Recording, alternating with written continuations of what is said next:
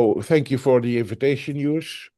Jus and I prepared something, and I'm not used to talk about this aspect of my work, uh, this day-to-day aspect. Mostly I offer lectures about voice hearing or open dialogue, maybe a little bit about psychiatry in general, but here I want to focus on how to function as a psychiatrist in teams for sheltered living. What I understood was that you are in an operation of deinstitutionalization. It's a real difficult word, and that many people who were patients go into the community, in community houses. Next slide, please, Jus. I think Jus told already a lot about my background. I worked a lot in supported living houses in different places in our country, the Netherlands. And I used to focus on teams and not to the people who live there too much. Next slide. I will try to focus on opportunities and pitfalls in the practice of working as a community mental health team, and for me specific as a psychiatrist in supported living places. Next slide, please. When I was asked to come to work for an organization that started with supported living, I was invited by the director, and he told me a very important lesson, he taught me the people who are going to live in these houses are not patients anymore, but citizens. So I thought then I also must change my attitude towards people who live in these places. In 1993, many hospital wards were closed and people went to live in society, in villages, in the city where I worked, Maastricht, in several places. And at that time, living in a house with 12 people was quite normal. That's not normal anymore. The maximum, like in your country, I think, is 6 people living in a sheltered living house. So when I met the first citizens, we had a conversation about what they wanted in that house and if they liked to live there or not, and what their dreams, etc., were. And often at the end, they asked me, "Doctor, when is our next appointment?" And I always said, there is not a next appointment unless your support worker and you want a next appointment. But there must be a good reason for asking me to have a chat about whatever. Because from now on, the support worker is the person who is there for you and not me as a psychiatrist. I think I still like this message because I moved several times to other places, and in sheltered living there's always a tension between neglect from community mental health teams to over-involvement from community mental health teams. And so it's really important to figure out what your role is and what the role of the team is. And for me, as a psychiatrist, to find out what does the team expect from me and what do I expect from the team. And that's sometimes complicated, but perhaps I will address that later. If you have questions, please let me know via the chat, because I like to not to lecture too much, and I like more having dialogues with people. And for me, this is a very important subject, because supporting people in their living situation is a very difficult job. I make associations. Every beginning of the year, we had a gathering with the teams from the sheltered living organization. And those conversations then were, for me, very important. Then I realized how difficult it is to be a support worker in sheltered living. You have to adjust to so many aspects of people's lives, and on the one hand, it's important that you stimulate people to go out and to get a better life, and on the other hand, you must accept what people what they can and what they need. And I remember, for example, a woman, I think she was 50 years old, who was all day working in her room. She was cleaning her room, she was moving things in her room, and it was always a mess. But that was what she wanted, and that was her life.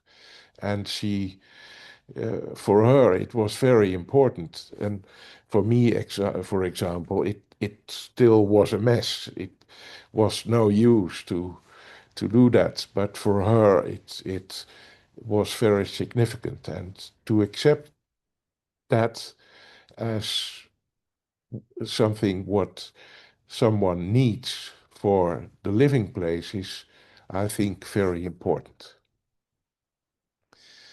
So it's not about patients, but about citizens, about people who are equal.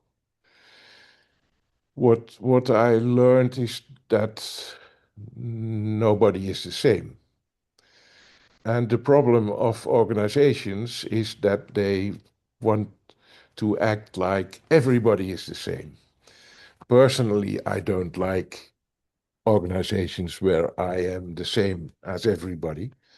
I like organizations where people are different and people are acknowledged as different. And I think it's also very important to do that in sheltered living too. Everybody has his own manners, has his own preferences, and it's very important to find out what each person's preferences are. So, and the best way you can do that is to have conversations about people's social history, and also, if it's possible, to travel with the people you support to the places where they have lived, or to their families or friends. So that and that takes time. You have to take time for that, and that gives so much valuable information if you try to reconstruct where somebody is from and how this person functioned in their own context. So it's also about finding dreams. What are people dreaming of? Some people have vivid dreams. Other people don't have dreams. Maybe the people who have no dreams, you can help to dream about whatever. I remember this story about personal planning. That's a method that is used in the UK, and there is this beautiful story about someone who wanted to become a pilot, and his support worker had a conversation about his dream to become a pilot, and it was very obvious that this person could never become a pilot, but this dream was very, very important for him. So the two of them went to the airport because there are pilots. And they walked through that airport, and this guy had never been at an airport, and he saw all these suitcases going around, and he was really fascinated by the suitcases. And a few months later, he was working with those suitcases because that he really liked. So the dream was becoming a pilot, and the practice was that he was a handler of suitcases, and he was very much satisfied, and it fitted so much more better than a pilot. But the dream was necessary to arrive at a level where he could function. Find strength. That's not easy. I always I had every month conversations with the teams about the inhabitants, about people they supported, and it's in teams. It's so easy to focus on what is not functioning instead of what is going good. And I think in every team, it's in every team meeting about the people you care for, it's important to mention at least one aspect of what is going good instead of what is going wrong. And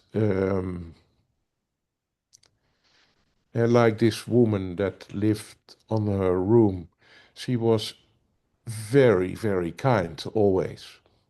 And that's a strength. And we could meet her there. And she wanted also to connect with other people, but don't interfere in her living space because that was hers. But this woman was very good in pleasing other people, and you you can find ways where her strength could be helpful, and that where other people could profit from her. Finding opportunities of support is also an important aspect. Some people don't want much, and it costs time to get attached to these persons, to learn them, to know them. some people are always in the opposition.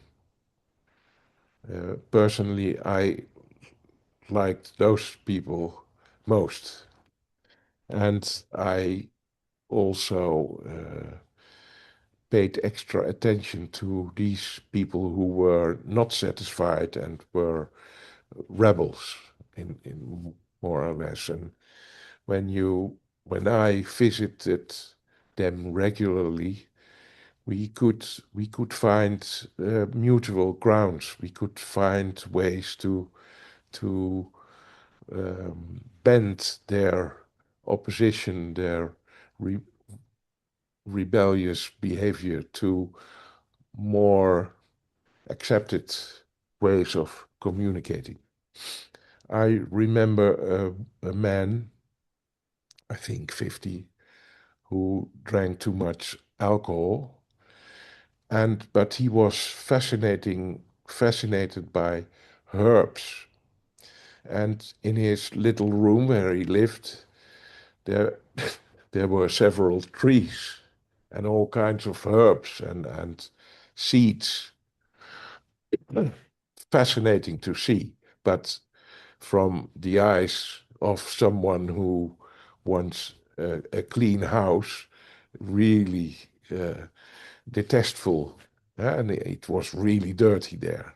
But again, this was what he preferred, and it's so, and he was really knowledgeable about trees and about herbs and seeds. And for me, it was very interesting to hear him talking about that, and in order to be a little bit bent a little bit for him towards the team members and drinking not too much alcohol. That helped when we were interested in what he liked and what he preferred. So we need to create a safe place that people feel at home in. Next slide, use please. Again, if you want to ask questions, put it on the chat. And I really like that to connect to you. This slide is called Connect. And I think that's the main idea that you can use in supported living, is that you help people to connect. With connecting, I mean that you find ways that people prefer to connect, and their family and history and former friends are very important for that. And it's also difficult to connect with the environment, the community, and society. I remember that when before people started to live in a certain neighborhood, we had to go to the neighborhood and tell the citizens what our place should be. And there were both very supportive neighbors and also very unsupportive neighbors. And it's very important that you know who the neighbors are. And if they reject people with a psychiatric background or not, or accept or cherish people with such a background. It's also, what can help is that you ask to neighbors and people in the environment if they know people themselves with a psychiatric background. And of course, many people know about family members or friends who were different. And it can help if you talk about that with people who live in the neighborhood of people in sheltered living. In some, a big problem for where I worked was always how to help people to find jobs or find something to do. And that is sometimes very difficult. There are places where the teams were very active in organizing 3-4 times a week something for all the people who live there. And I also remember places where nothing was organized, and then it becomes very, very difficult. But you must realize that some people want things to be organized and other people don't. It's so important to find what people like. And there are very beautiful projects that run for years, and there are also projects that never come alive. I understood you also have peer workers in your team, and I have a lot of experience with peer workers, and I think it's very difficult for peer workers to feel at home in a professional team. So I also told you it's very important that in a team there are always two peer workers who can support each other, because maybe in sheltered living that's not that difficult, but if I look at the community mental health teams we have with psychiatrists, psychologists, nurses, in those kind of professionalized teams, it's very difficult for peer workers to feel at home and to feel respected and acknowledged. So it's very important that the other people realize that for peer workers it can be very difficult to mix in the team and to feel equal to the others. And I think it's important that you have to give peer workers time to find their own way of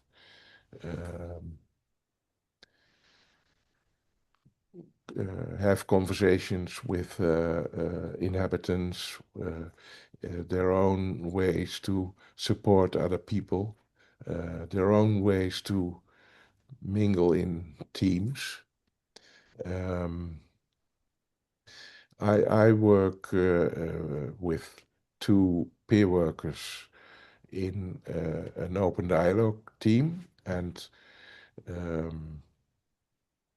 they have a lot of experience with supporting people, and have very good reflective capacities.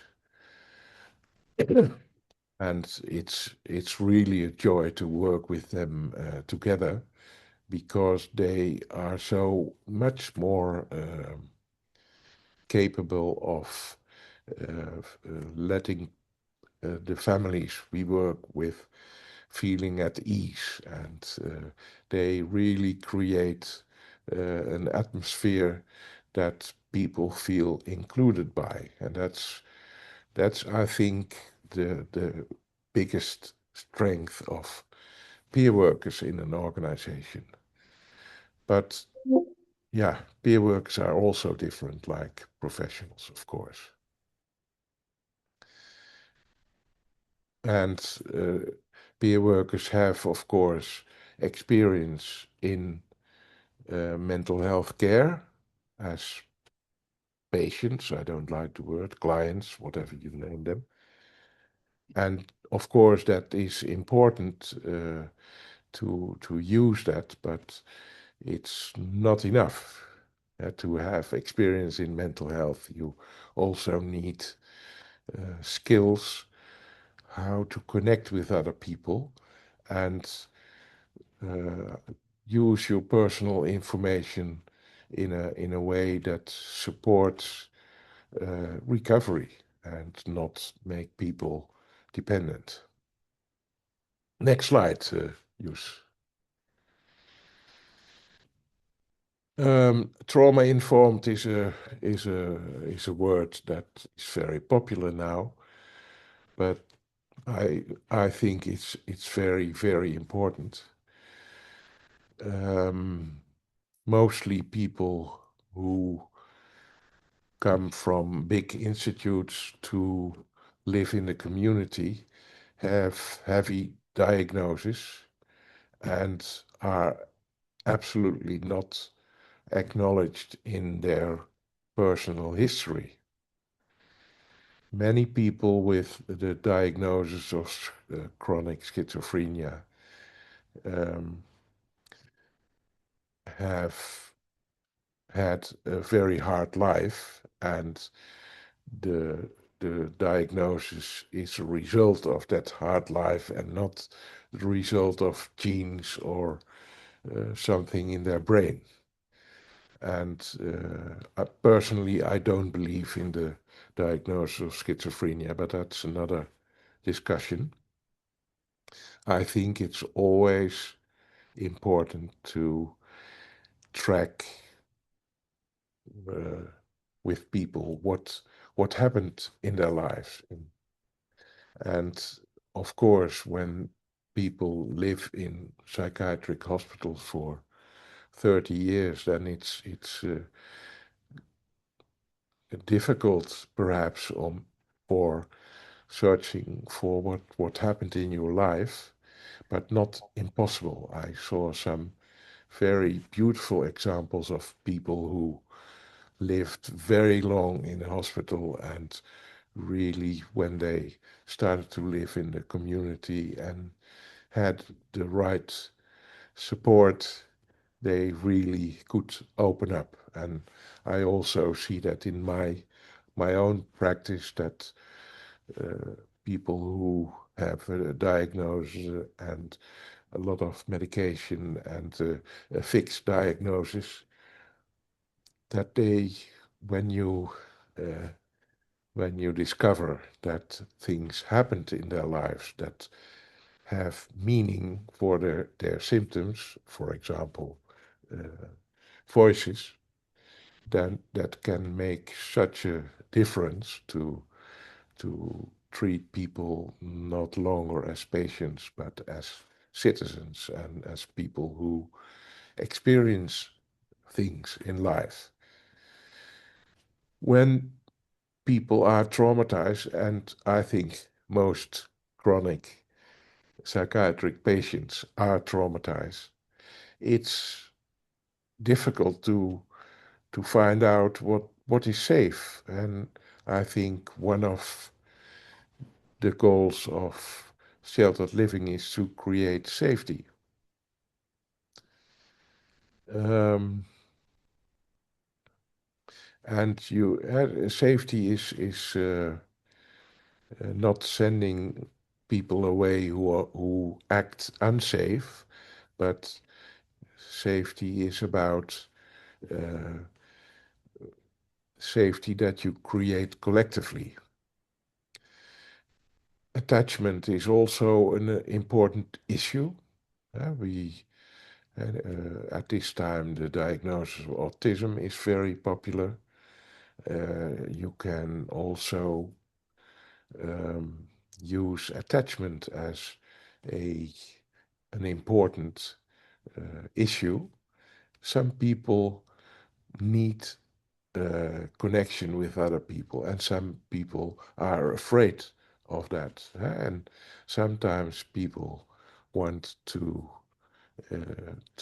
be close to you, and other people want distance, and it's very important that you discuss that with the person you support, but also with your colleagues.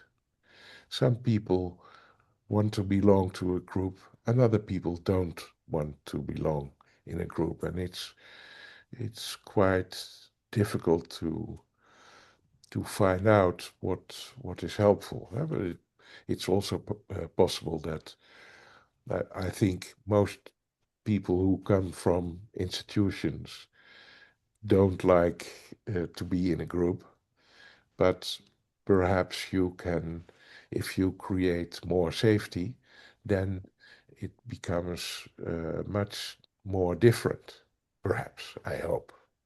Next slide, use please. So teamwork, that's very important.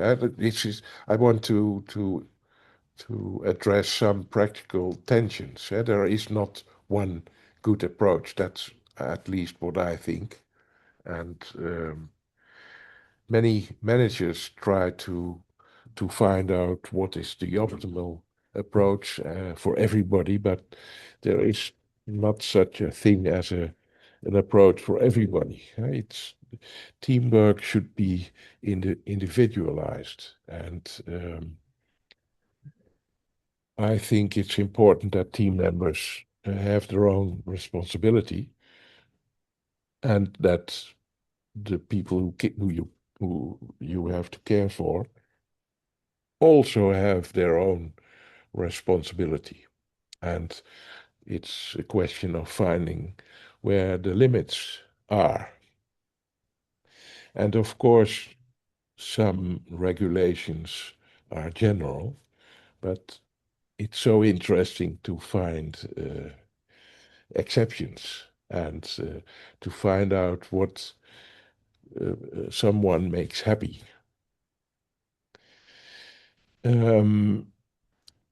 As a psychiatrist, I am often asked for medication, and I think it's very important that that you have someone in your team that knows about medication. But very often, when a team is stuck with a person, then the psychiatrist is asked for help, and he or she should give another pill or more pills, etc. And I think it's important not to push that attitude too much. Sometimes medication can be very helpful, but very often it's important to find out what is happening. What is the reason that someone is acting different, and that's not something you can easily figure out. The body, I think, in general, is very important and quite often neglected in people we care for. So it's very important that when someone needs to go to a GP, that you go with them. And because medical doctors, quite often neglect our people, and doctors need a little bit help and a bit push maybe in order to take good care for the people we work for. Quite often you see institutionalization in sheltered living too. That things become normal that are in fact abnormal, or that this is how we used to do it, etc. And I think it's always important to find out if you are not stuck in fixations and that you need to change very often I have come across exclusion. Teams, when they talk about patients or clients or people they support, have a tendency to agree, to find reasons why this person cannot live here, or and I think I saw it as my task to block these kind of discussions and find different opinions. I think in teams, when you work with the population we work with, it's very important to have different opinions and not opinions that are carved in stone and always will be the same. And if you are sensible for different opinions, you can stimulate it and not create opposition or polarization, but some people can work much better with a certain person than others, and that's okay. That's an opportunity. That's not a fault. And quite often in teams, it's viewed as something that you shouldn't. Everybody is equal, and that's indeed equal, okay, but also different. So sometimes it's important to find out who is the best to connect to this person and how can we best operate from our different perspectives, or who is absolutely allergic for this person, and can we change that or not. And sometimes you have to accept that there is no click between support worker and someone who should be supported, and then you must find a solution for that. Next slide, please. It's very important to find out why. For when people are behaving in a specific way, find out why is that. And often you need some more information from family, for example, or from in the file, who knows, or from other people. What's the meaning of a certain behavior? I already told about me. I like to connect to rebellious people, and that's what I try to figure out. Why is this person angry or rebellious or whatever? And how do they connect? Sometimes it's very much rooted in history that the only way to get attention is to behave rebellious. And of course, you cannot always find a reason, but it's very important to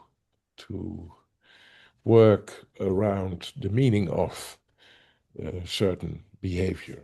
And in our work, it's about how in our country, there is a big tension between recovery and treatment.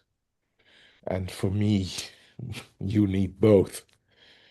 Although you don't need too much treatment, I think. Treatment is often overvaluated, I think, valued, I think, I'm afraid. But sometimes people are denied treatment where treatment can help very much. So it's always a tension between each. And I think now my last slide, or is this the last slide? No. So I already mentioned peer workers. I think I don't need to pay attention to that. Cleaners. I literally mean cleaners, people who clean the house, who I think they are very, very important. And